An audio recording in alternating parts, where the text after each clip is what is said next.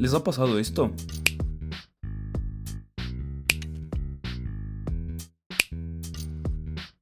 Tal vez no, pero es seguro que alguna vez vieron una discusión sin sentido sobre política en redes sociales.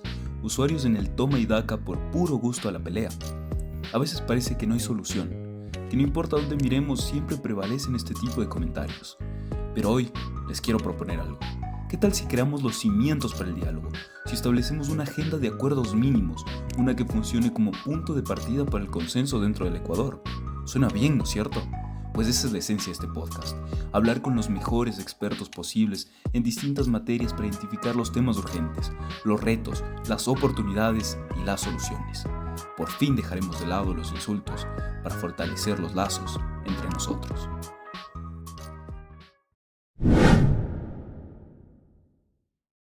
En el contexto del desarrollo nacional en Ecuador existen varias áreas prioritarias que son fundamentales para el crecimiento sostenible y equitativo. Y las agendas mínimas para el desarrollo tienen que enmarcarse, por ejemplo, en la diversificación económica, reducir paulatinamente esta dependencia del sector extractivo para promover industrias como la agroindustria, el turismo sostenible, la tecnología, entre otras. La inversión en infraestructura, no únicamente del lado del sector público, sino mediante las asociaciones público-privadas. Esto va a permitir desarrollar capacidades que reducirían los costos para el sector privado, por ejemplo, los puertos, redes de comunicación, conectividad, etcétera. Un factor importante también es el fomento de la innovación y la tecnología. Esto permite a los países la implementación de tecnologías emergentes en diversos sectores para mejorar la productividad y competitividad y que así se pueda lograr empleo. En el desarrollo de capital humano, la educación tiene que ser de calidad, enmarcada en la formación profesional y una capacitación para únicamente no fortalecer la fuerza laboral, sino en mejorar la probabilidad de que estas personas sean empleadas y se ajusten a las demandas del mercado laboral. Por otro lado, es importante topar la sostenibilidad y el medio ambiente. Estas políticas tienen que promover el desarrollo sostenible, la conservación y una gestión adecuada de los recursos naturales alineadas con la mitigación del cambio climático.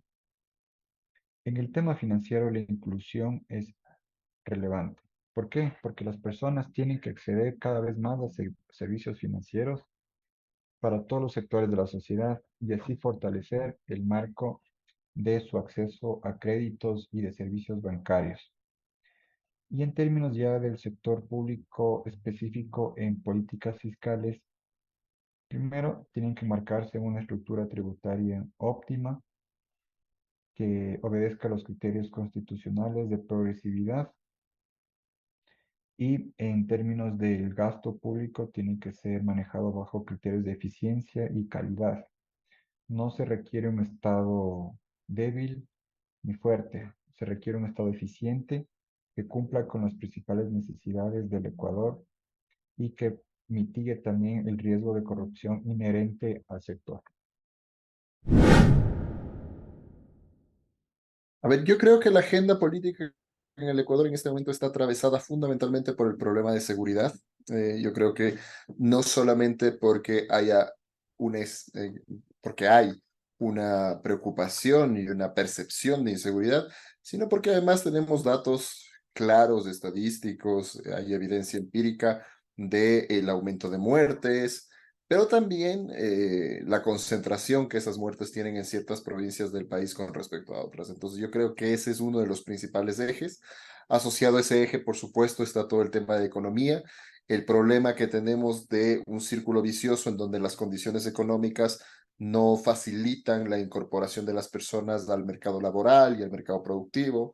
Y al no tener una tasa de empleo deseable y una producción deseable, esas personas siguen siendo víctimas de la delincuencia, incluso son reclutables para la delincuencia. Entonces, el primer asunto es seguridad, el segundo asunto tiene que ver con la economía, específicamente con la generación de empleo y el aumento de la producción en el país. Y quizá un tercer elemento que también es fundamental ya en el ámbito de lo social, podría ser el tema de salud y el tema de educación. Entonces yo creo que más o menos esas son las preocupaciones más urgentes de la población en el Ecuador. Y sobre esos temas, sobre esa agenda, es sobre la que se debería empezar a trabajar para llegar a acuerdos mínimos. Definamos qué son los acuerdos mínimos. Los acuerdos mínimos son aquellos temas y aquellas acciones por hacer en la que todas las fuerzas o la gran mayoría, idealmente todas las fuerzas políticas se ponen de acuerdo. ¿Y por qué son importantes? Por varias razones. Primero, porque te dan capacidad de gobernabilidad, es decir, una vez que todas las fuerzas políticas llegan al acuerdo de que esto se tiene que hacer, eso permite que más allá de que nos peleemos en otras cosas, en estos asuntos a los que hemos llegado a acuerdos mínimos, no solo que no nos vamos a pelear, sino que vamos a contribuir a que se solucionen. Y segundo, primero, gobernabilidad y segundo, continuidad. Es decir, que nos permite saber que mañana, cuando cambie el gobierno, cuando cambie el ministro, cuando cambien las fuerzas en el Congreso, en la Asamblea Nacional, de todas maneras, esta agenda se va a seguir ejecutando porque es una agenda de acuerdos mínimos. Entonces, esos son los acuerdos, esa es la definición de acuerdos a los que deberíamos empezar a llegar como sociedad. Es decir, las élites políticas deberían llegar en representación de la sociedad y la sociedad deberíamos apoyar eso, sabiendo, y quizá este es un elemento muy importante, sabiendo que al ser mínimos no son perfectos, no son todo lo que quisiéramos, no son exactamente como quisiéramos que ocurra, y sin embargo sabemos que son necesarios. Esa sería la definición y los temas sobre los que se debería empezar a tratar en acuerdos mínimos. Yo pienso, a ver, yo soy muy partidario y creo que el sistema político ecuatoriano requiere una reforma política. Específicamente, yo pienso que se tiene que fortalecer el sistema de partidos. Entiendo que esto para la población no es visto como una prioridad. Y en esto también hay que ser conscientes de que las reformas, los acuerdos mínimos, incluso la política pública, en gran medida, la sostenibilidad de ellos en gran medida depende de que la población los apoye, porque los políticos buscan votos y para lograr esos votos necesitan congraciarse con la población, entonces necesitas que la población los apoye. El problema es que una reforma política no es prioridad para la población. Entonces, si es que los políticos invierten demasiado esfuerzo, tiempo, recursos en una reforma política, habrá el político que quiera aprovecharse de eso y decir, miren, esos políticos ahí están dedicándose a reformar otra vez los partidos políticos cuando la gente se está muriendo y nos están matando y no hay paracetamoles en los hospitales. Entonces, ese tipo de discurso va en contra de asuntos que son importantes, pero que no necesariamente son percibidos como tales por la gran mayoría de la población. Ahora, yo creo que justamente ahí hay un trabajo también. El trabajo consiste en que estos acuerdos mínimos tienen que ser estructurados no solo en torno a las prioridades y percepciones de la población, sino también en torno a aquellos asuntos que permiten el funcionamiento del Estado y que el Estado pueda atender estas preocupaciones de la sociedad. Entonces, la sociedad probablemente no está pendiente de una reforma política, pero quizá una reforma política es justamente uno de los elementos que se requieren para que el Estado pueda resolver los otros asuntos. Y cuando hablo de reforma política específicamente, me refiero a, por ejemplo, el devolverle la centralidad a los partidos políticos. Yo sé que históricamente aquí hemos hablado de la partidocracia era pésima, corrupto, se dividen entre ellos el poder, etcétera. Yo sé que hay un discurso muy negativo en torno a ello, pero el problema es que los partidos políticos tienen un trabajo que hacer, tienen que proveernos, por ejemplo, de liderazgos, de políticos. Estamos en un momento en donde cualquier estrella de TikTok, perdón que lo caricaturice de esa forma, cualquier estrella de TikTok puede llegar a ser presidente de la República. Y esto, si bien alguien podría decir, pero bueno, eso es buenísimo, pues si la gente quiere que sea la estrella de TikTok el presidente de la República, ¿por qué no? El problema, y yo no tengo nada en contra de las estrellas de TikTok, el problema es que si es que es una estrella de TikTok, pero además de eso sabe de política, está muy bien, pero si no sabe de política, tenemos los problemas que hemos venido enfrentando hasta ahora. ¿Cuáles son esos problemas? Falta de experiencia en lo público, falta de experiencia en la gestión de lo político, es decir, en la gestión con los grupos de interés, con los otros partidos, con la oposición, con los medios de comunicación, con el empresariado, con los grupos sociales. No hay experiencia en eso. Y entonces, como no tienes experiencia política y tampoco tienes un grupo que te respalde, si es que llegas a una posición de liderazgo, no tienes gente que te pueda ayudar a despachar. Pensemos, por ejemplo, en la presidencia de la República. Solo en ministros estamos hablando de que necesitas 24 políticos de altísimo nivel. ¿De dónde los vas a sacar? Y que además estén alineados con tu plan de gobierno. Entonces, para eso sirven los partidos políticos. Y entonces la reforma política pasaría por volver a darles una cierta centralidad a los partidos políticos. Por una parte, por esto que les acabo de comentar, pero por otra parte también porque yo creo que es un tema de seguridad nacional en este momento. ¿Y a qué me refiero? Me refiero a que, en principio, los grupos de delincuencia organizada transnacional que trabajan en este momento en el Ecuador, trabajan entre comillas, por supuesto, estos grupos tienen una cantidad enorme de recursos a su disposición. Y si es que en la política cualquier persona puede alquilar o comprar un partido político, movimiento para lanzarse a una candidatura, esto no les representa un gran costo a los grupos narcodelictivos y probablemente poco a poco empecemos a tener autoridades que provengan de esos sectores. ¿Qué nos garantiza una reforma política y devolverle la centralidad a los partidos? El que al menos tengas que hacer una carrera. Es decir, si es que uno de los requisitos, me invento, es que tenga al menos, no sé, para ser candidato a la presidencia deberá tener al menos 3 o 5 años de militancia en un partido político, bueno, al menos van a tener que invertir para que alguien esté 5 años en el partido político y no van a poder simplemente alquilar el partido político. Entonces, a ese tipo más bien dicho, ese tipo de discusiones son los que tenemos que tener a la hora de construir una reforma política, que, insisto, seguramente no está ni de lejos en la vista de las prioridades de la población y, sin embargo, puede ser importante para el funcionamiento del Estado y para que justamente el Estado tenga mejor calidad de políticos, tenga políticos que no necesariamente estén asociados a ningún grupo delictivo, que tengan políticos con experiencia y que estos políticos puedan llegar a estos acuerdos mínimos para resolver al menos los problemas más básicos y urgentes de la población. Una política pública de seguridad en las condiciones en las que está el Ecuador en este momento tiene que asumir y valorar y planificar alrededor de varios asuntos. Evidentemente necesita un punto reactivo. El punto reactivo es que policía, fuerzas armadas, las fuerzas del orden puedan protegernos y reaccionar a actos delincuenciales, sicariatos, robos, etcétera. Por supuesto que sí. Pero junto con ello necesitas transformar a la justicia, depurarla, porque ¿qué pasa? Supongamos que en un momento tenemos la mejor policía, no se les escapa uno, ya todas las personas que capture la Policía Nacional probablemente terminarán en nuestro sistema de justicia. Y si nuestro sistema de justicia no funciona, tenemos serios problemas. Y el sistema de justicia no funciona por varias razones, algunas porque tampoco tienen personal capacitado, porque tampoco tienen recursos adecuados, pero también porque no les podemos proteger. Es decir, pongámonos, alguna vez yo les decía, pongámonos un segundo en los zapatos del fiscal de Esmeraldas. Y pensemos en que seguramente es una persona que tiene familia, que tiene hijos, hijas, que van a la escuela y que le gustaría saber que en la noche cuando llegue a casa sus hijos están vivos.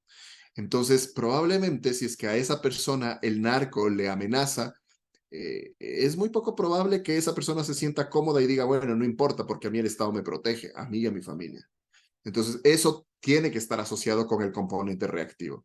Además del componente reactivo, tenemos un componente de clasificación, es decir, no es lo mismo enfrentar la delincuencia común, que muchas veces tiene anclajes en situaciones socioeconómicas, etcétera, que la delincuencia organizada transnacional, que tiene una naturaleza muy distinta. Entonces necesitas caracterizarla. Necesitas además tener un componente preventivo y de conocimiento. Digamos, el primero era reactivo, el segundo es de conocimiento, el tercero sería un componente preventivo, en donde una vez que conoces las características del crimen que está pululando en el Ecuador, que no necesariamente las conocemos, puedes empezar a tomar medidas de prevención y protección, medidas que son socioeconómicas normalmente, no son solamente reactivas, no tienen que ver solo con la policía y las Fuerzas Armadas, tienen que ver con espacios públicos, tienen que ver con espacios para jóvenes, para que no sean reclutados, espacios educativos, mejora de calidad de vida, en fin. Entonces, es una política muy compleja. Sobre esa política deberíamos llegar a esos puntos básicos, fundamentales, que una vez que los políticos los acuerdan, no vamos a volver a discutir sobre eso. Es decir, sabemos que eso se tiene que hacer, no importa si tú eres de derecha, de izquierda, correísta, anticorreísta, lacista, antilacista, no importa. Lo que importa es que eso es lo que hemos acordado, es lo que vamos a hacer.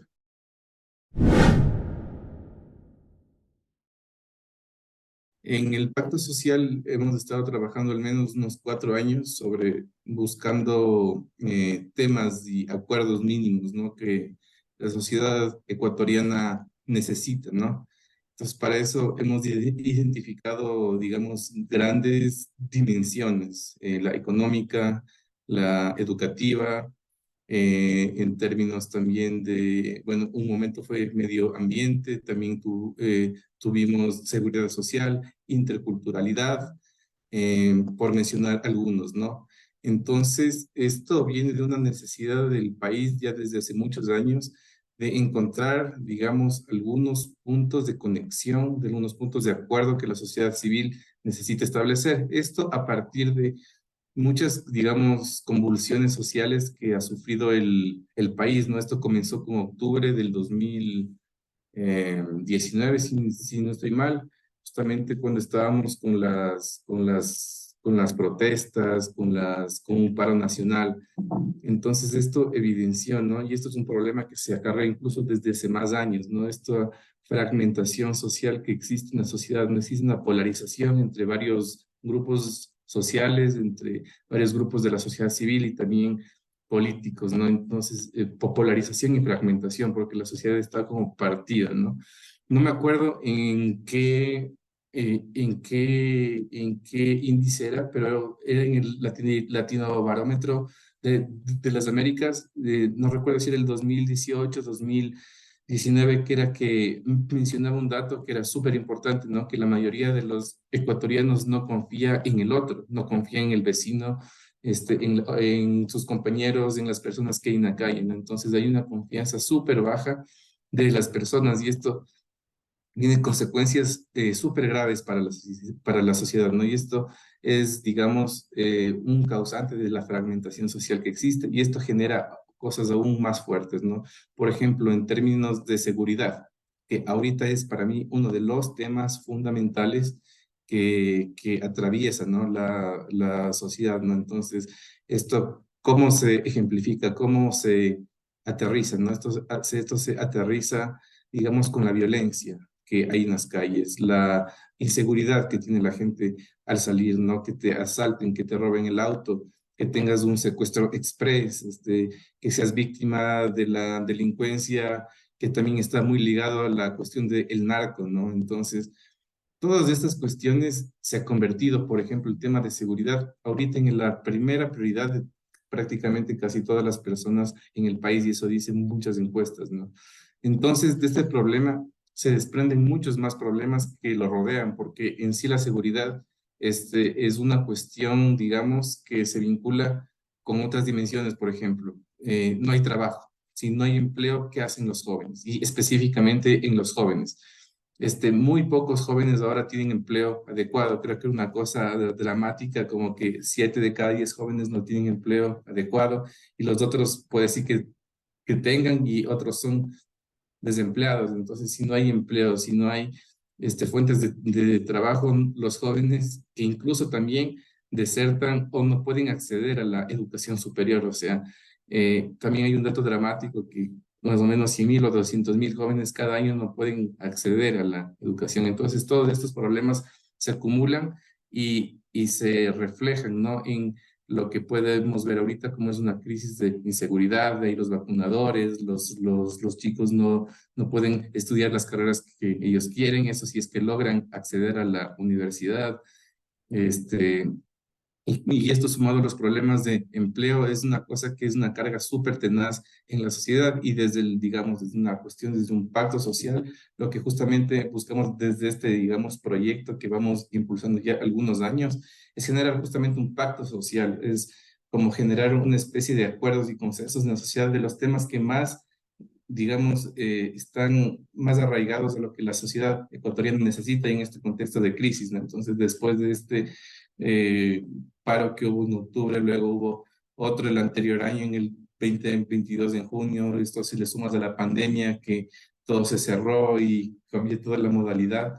Entonces es algo que la sociedad no puede sostenerlo, ¿no? Y entonces, adicionalmente, esto se suman, ¿no? Problemas en términos, lo que hemos hecho, ¿no? En términos de salud, nos hemos enfocado en esto de la desnutrición crónica infantil, que es algo terrible y dramático que pasa aquí en el país, ¿no? Que es 1 de cada 3 niños sufre de desnutrición crónica infantil, que esto es gravísimo porque los primeros 1000 días de la vida de un niño, de una niña, son fundamentales para el desarrollo cerebral que ellos tienen, o sea, donde se generan las conexiones entre las neuronas, donde tu cuerpo se alimenta. Entonces, por más que incluso después tengas políticas públicas de educación, de inclusión, de todo esto, no te sirven tanto porque es un daño irreparable que los niños que sufren ahí al principio de sus vidas. Entonces, son todos este cúmulo de problemas que es lo que, digamos, estamos tratando de articularnos con varios sectores de la sociedad civil, academia, ONGs, OSCs, también las universidades. Entonces, son muchos actores que están participando eh, y tratando de generar acuerdos concretos, ¿no? Por ejemplo, en educación, ¿cómo hacemos que los chicos accedan a la educación superior? ¿Cómo proponemos políticas públicas para la economía popular y solidaria, que es un gran sector del país, que de hecho proporciona, que es un motor económico fundamental de la sociedad para que nos alimenta a todo el mundo, ¿no? Entonces, reformar las leyes tal vez no es suficiente, sino también es, digamos, ver cómo se las cambia estructuralmente para que se logren hacer cambios sustanciales, pero esto no es algo que suceda de la noche a la mañana, esto básicamente es algo que se tiene que pensar como se ha tratado de hacer en políticas de Estado, por ejemplo, lo que se ha tratado de hacer con desnutrición crónica, ¿no? Se trata de hacer una política de Estado que ningún gobierno de turno la pueda tocar, que se quede instaurada, digamos, de aquí a 50 o 100 años y que sea algo fundamental que, digamos, que llegue un gobierno y diga, no, yo ya no quiero, entonces hago un decreto y la quito. Entonces, todo el esfuerzo que se hizo antes como que se ve anulado, ¿no? Entonces, lo que se busca es hacer estos tipos de cambios, estos tipos de acuerdos, pero no es tan simple porque también la sociedad tiene múltiples intereses, cada sector tiene, digamos, tiene sus especificidades, sus necesidades, entonces generar un acuerdo suena lindo, pero no siempre es fácil, pero esto tampoco significa que sea imposible. Entonces, por ejemplo, nosotros también trabajamos el tema de interculturalidad, por esto que te contaba al principio, que la gente no confía en el otro. ¿Cómo hacemos personas de distintos sectores sociales que tenemos distintos intereses o que tal vez nos interesan distintos temas? ¿Cómo generamos una cohesión de la sociedad para generar algo que nos supere?